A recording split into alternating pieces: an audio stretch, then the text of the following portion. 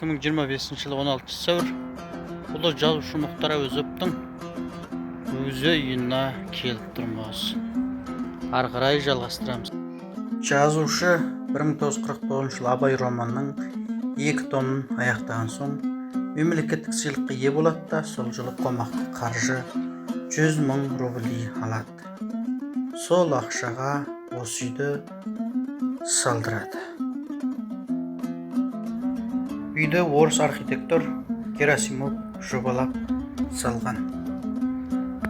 Жазушы осы үйді 1951 жылдан 1961 жылы өмірінің соңына дейін 10 жыл уақыт өткізген.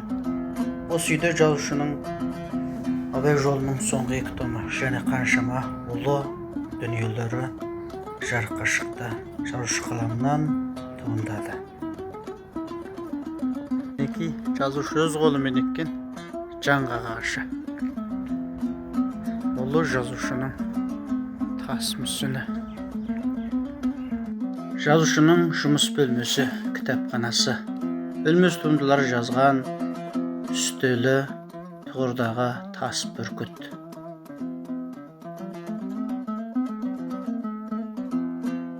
Бұл кітап бөлмесінде 6000 данадан астам кітап бар. Жазушының бұл бөлмесінен телефонын және басқа да тұрмыста қолданған заттарын байқауға болады. Екінші бөлме жазушының ас үйі. Бұнда қымбат жиһаздар, шетелдерден әкелген естелік бұйымдар қойылған.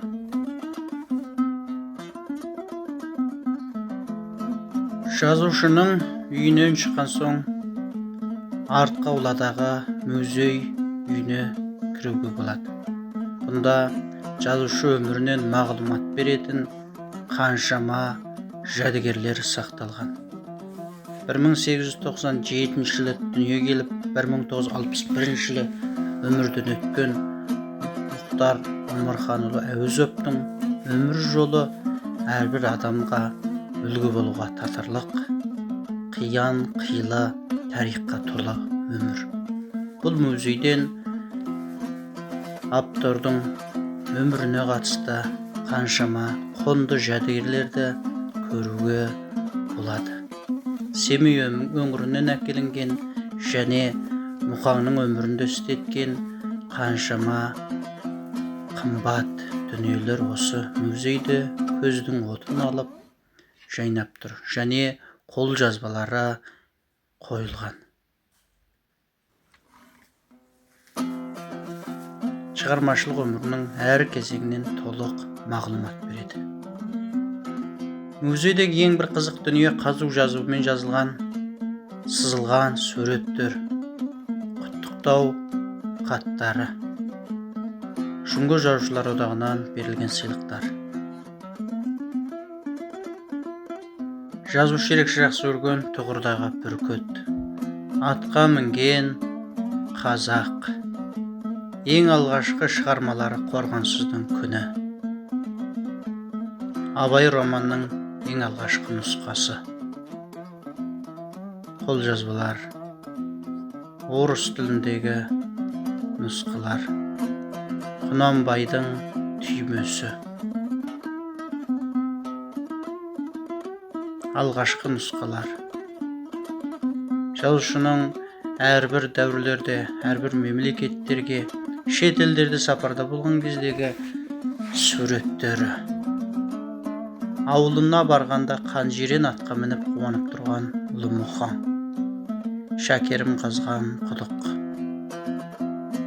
Жазушының кейінгіге қалдырған аманат мұрасы, ата тегі, барлығы ерекше. Музейден ерекше бір сезіммен қайттық. Үй 2 қабат етіп салынған, үстіңгі қабаттағы жазушының өзінің жатын бөлмесі және ұлы Ернар мен қызы Ләйланың бөлмелерін видеоға түсірудің мұраты болмады. Жазушының ұлы Ернар керемет құстанушы болған. Оның Қазақстан құстары туралы әдемі мақалалары басылып шыққан.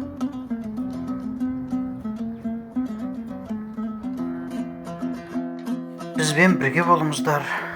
Достарыңызға бөлісіп, лайк басып қойыңыздар. Тағы да керемет мазмұндармен бөлісіп отыратын боламыз.